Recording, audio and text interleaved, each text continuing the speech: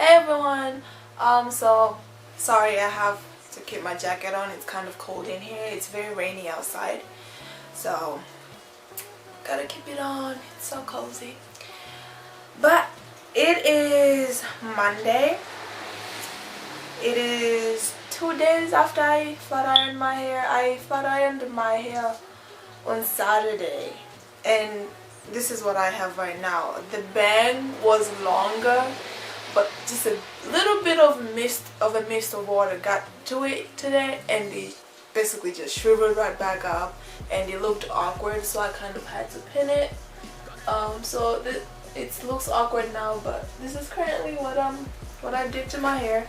It's just flat, twisted on the sides, and then if I had a flower crown, that would look really cute. I'm sorry if you can hear the cars outside, they're like splashing water. But yeah, I have decided to keep like a documentation of the next year for my hair growth. I'm just doing it for me because I have been natural for like 3 years.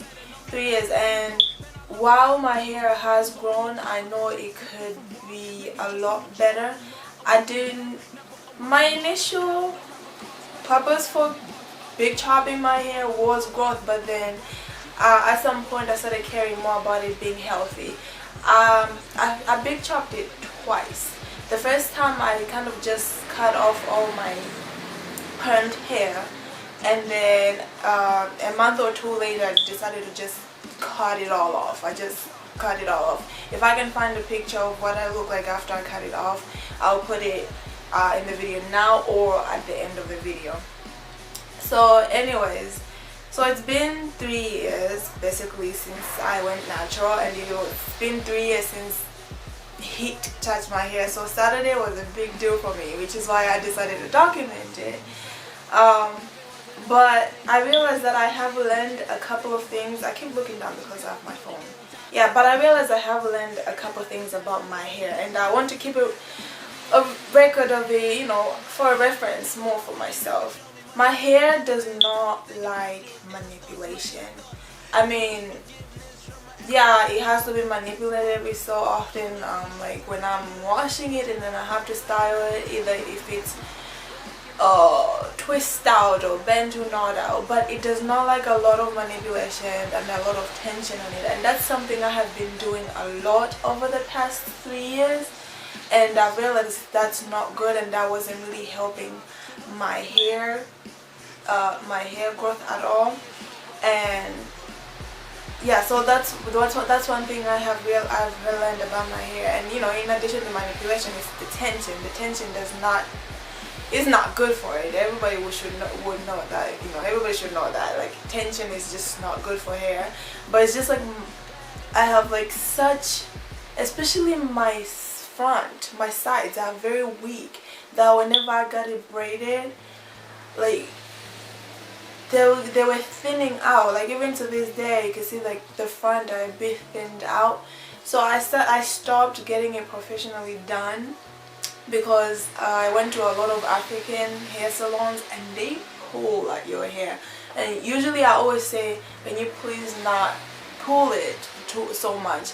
And they'll be like, yeah. And their version of not pulling it so much is still very tight, and my scalp is pretty weak, so it will leave some bruises in my hair that I find days later.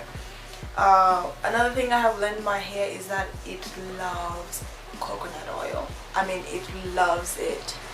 My hair is very dry, and once I started using coconut oil to moisturize it and to even wash it, I condition it with coconut oil, I noticed a difference. There was a difference in shine. There was a difference in how soft it felt, because my hair is the type that when it's just dry, it just feels brittle.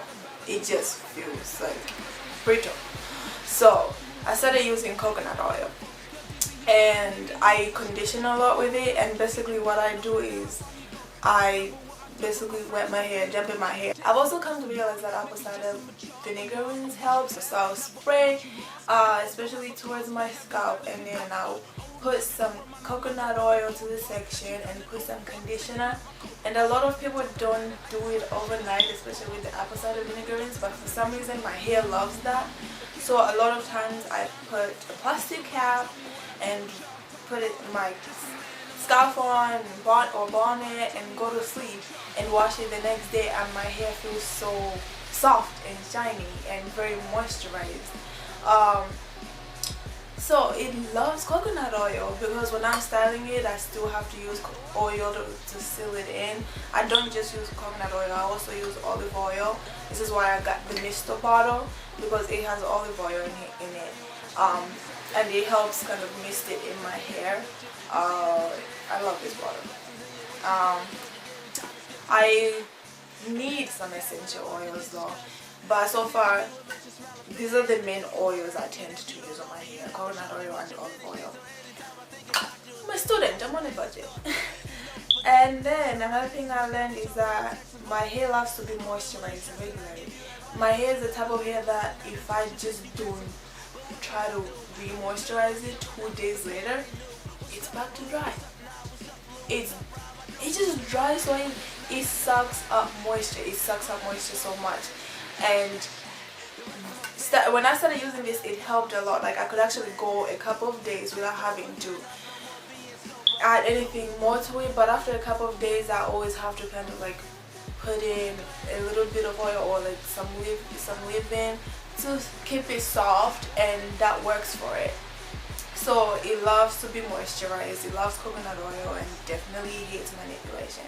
So as I was editing this, I realized just how long the video was, so I cut it here.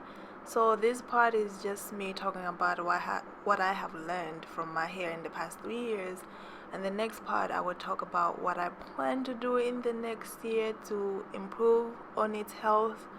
So I'm excited for this journey, and we'll see where it goes. Bye.